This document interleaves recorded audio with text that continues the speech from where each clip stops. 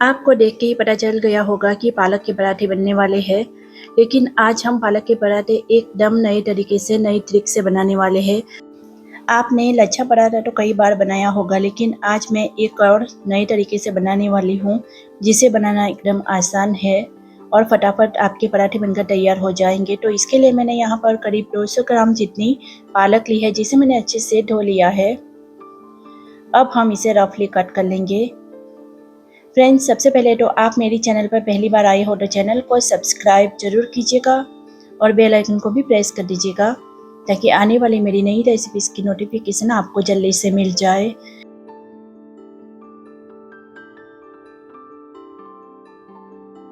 तो यहाँ पर मैंने पालक को कट कर लिया है। अब हम छोटा वाला मिक्सी जार ले लेंगे और पालक को इसमें डाल देंगे। हम इसे पीसने वाले हैं और बिना पानी डाले ही हमें इसे पीस कर तैयार करना होगा।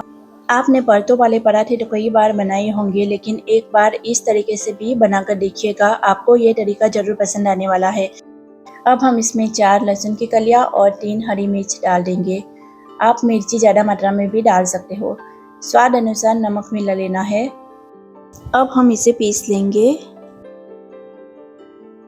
तो यहाँ पर मैंने इसे बिना पानी डाले ही पीस कर तैयार कर लिया है और इस तरह का पेस्ट बनाकर आपको भी तैयार कर लेना है।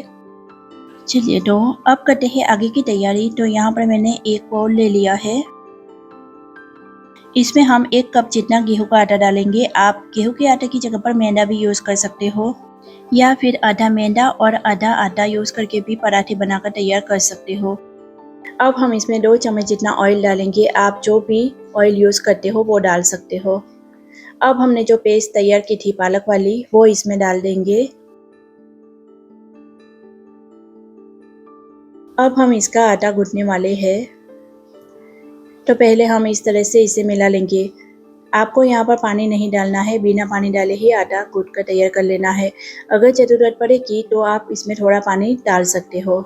और यहाँ पर हमें ज़्यादा नरम वाला आटा नहीं गूंथना है, थोड़ा सा सख्त ही रखना है, क्योंकि हम इस पराठे को सेव वाले मशीन में बनाने वाले हैं। तो ज़्यादा नरम आटा होगा तो पराठे अच्छे नहीं बनेंगे, परतें अच्छी नहीं बनेगी।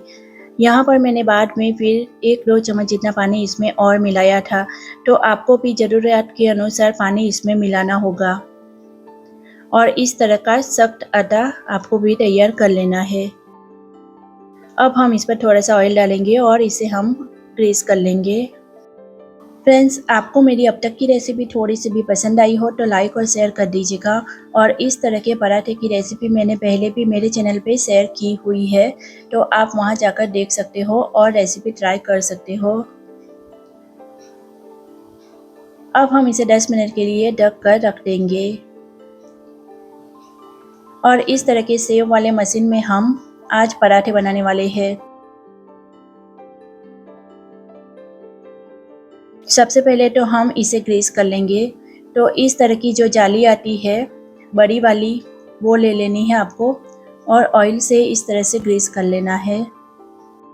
और इस तरह से आपको मशीन के अंदर भी इसे ग्रीस कर लेना है, ताकि आटा अंदर चिपक ना जाए। फ्रेंड्स, ये वाला तरीका आप जरूर ट्राई करिएगा। बड़े ही मज़ेदार पराठे बनकर तैयार होंगे। एकदम परत वाले पराठे बनेंगे आपके भी।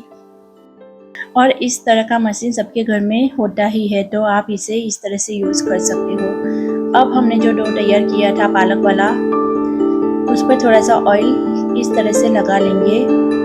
आप चाहो तो यहाँ पर इस डो पर थोड़ा सा सूखा आटा भी लगा सकते हो। मैंने यहाँ पर सिर्फ ऑयल ही इस तरह से लगाया है।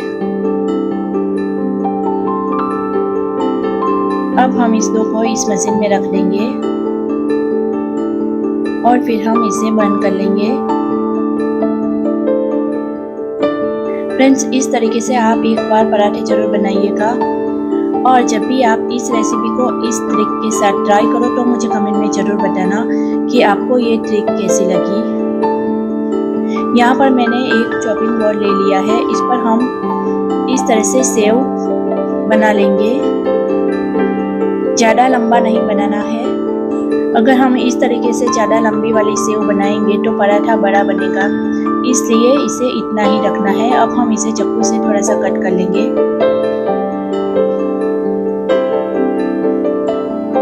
अब हम इस सेव को इस तरह से ऑयल से ग्रीस कर लेंगे।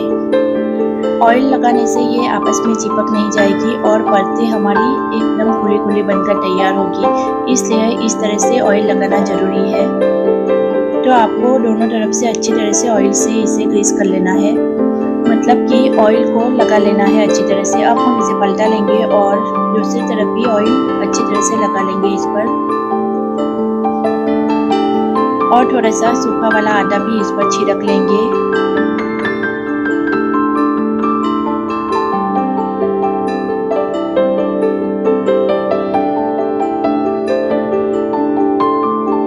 अब हम इस तरह से थोड़ा सा इसे मोड़ लेंगे।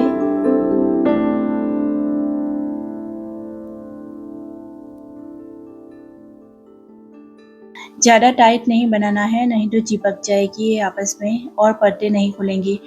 अब इस तरह से इसे हमें लोई जैसा बना लेना है, लास्ट वाले पार्ट को नीचे चिपका लेना है। तो यहाँ पर हमारी एक लोई बनकर तैयार है।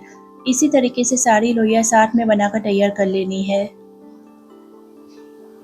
तो यहाँ पर मैंने सारी बना ली है।